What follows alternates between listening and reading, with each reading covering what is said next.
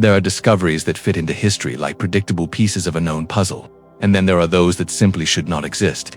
Objects that emerge from the silence of the sands, bearing shapes and inscriptions that correspond to no era, no style, no logic.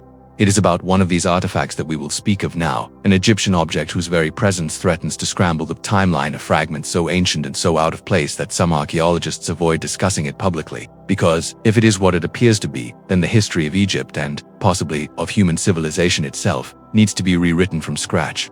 For generations we believed we understood Egypt, the rise of the first dynasties, the flourishing of cities along the Nile, the gradual advance of hieroglyphic writing, and the long process that led to the construction of the temples, tombs, and pyramids that still dominate the desert today. This is the solid narrative built by thousands of studies, excavations, and academic debates. However, the artifact in question, a small yet disconcerting piece, fits into none of these stages. It exists outside of context, outside of style, outside of its time, and it is in this discrepancy that the mystery is born. The official story tells us that Egyptian civilization flourished around 3100 BC, when Upper and Lower Egypt were unified by the legendary King. From there, a slow and steady process of cultural, administrative, and religious maturation developed. Hieroglyphs went through identifiable phases. Artistic styles evolved gradually. The materials used by artisans correspond, in each period, to the available technologies, and when variations occur, they are documented, recorded, and contextualized in relation to political changes or external influences. Academia often states that, despite the gaps, the Egyptian chronology is one of the most well-established in the ancient world. But the artifact that recently emerged from a private collection placed under review contradicts this certainty. It was found without fanfare, among dozens of items acquired decades ago by a collector who never imagined he possessed something extraordinary. When the object was finally analyzed with modern techniques, three disturbing characteristics emerged. The first, its iconographic style does not correspond to any known period of Egyptian art, neither the pre-dynastic nor the Old, Middle, or New Kingdoms. The second, the material and technique used contradict the technological level available in the era suggested by the rest of the collection. And the third, the most unsettling of all, the inscriptions on it do not match any writing system identified in Egypt, although they display geometric and symbolic patterns that seem to predate hieroglyphs themselves. Some experts claim this could indicate a forgery. However, laboratory analyses show natural wear, micro-erosion, and mineral residues compatible with a very long period of burial. Nothing points to recent manipulation. Others suggest it could have been brought from another region, perhaps the Levant or Mesopotamia, and repurposed by Egyptian artisans. But this argument also fails. There are no stylistic, functional, or symbolic parallels linking the object to any known culture. It is an archaeological orphan.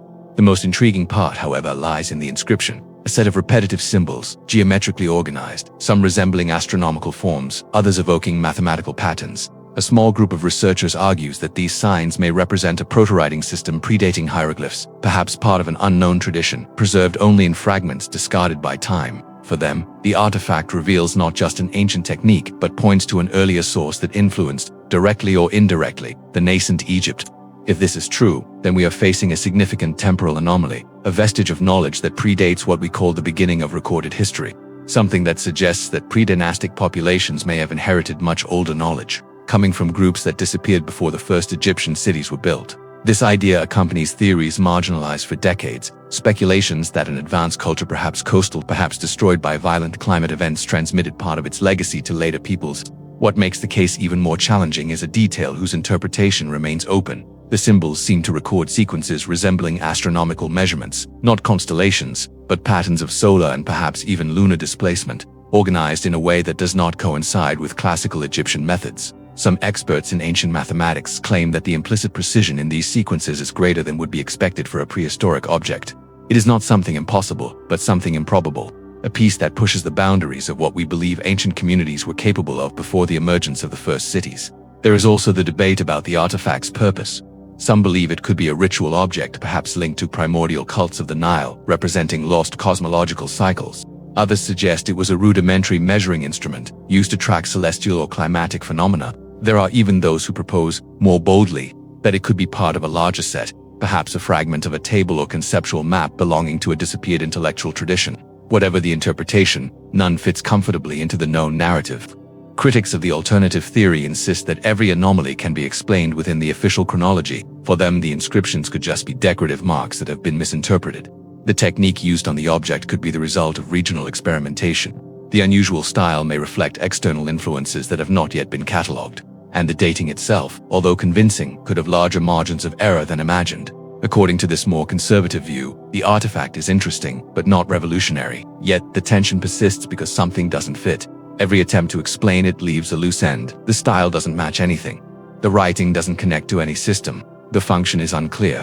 And the context in which it was recovered, although incomplete, suggests an origin in a region near the Nile Delta, where, according to some theories, mysterious communities may have lived before the advent of the first dynasties. Perhaps the most disturbing thing is the silence surrounding the piece. Many researchers refuse to discuss it publicly. Some admit, in private conversations, that it raises questions too uncomfortable to be addressed without additional evidence. Others fear that enthusiasm for speculative theories could harm serious archaeological work. And amid this resistance, the idea grows that we are facing something that challenges not due to its complexity, but due to its simplicity, a small, almost insignificant object that suggests a history larger than the narrative we have accepted. In the end, perhaps the artifact will not rewrite Egypt. Perhaps it is just a distant echo, a vestige of a tradition that dissolved before it could transform into a civilization.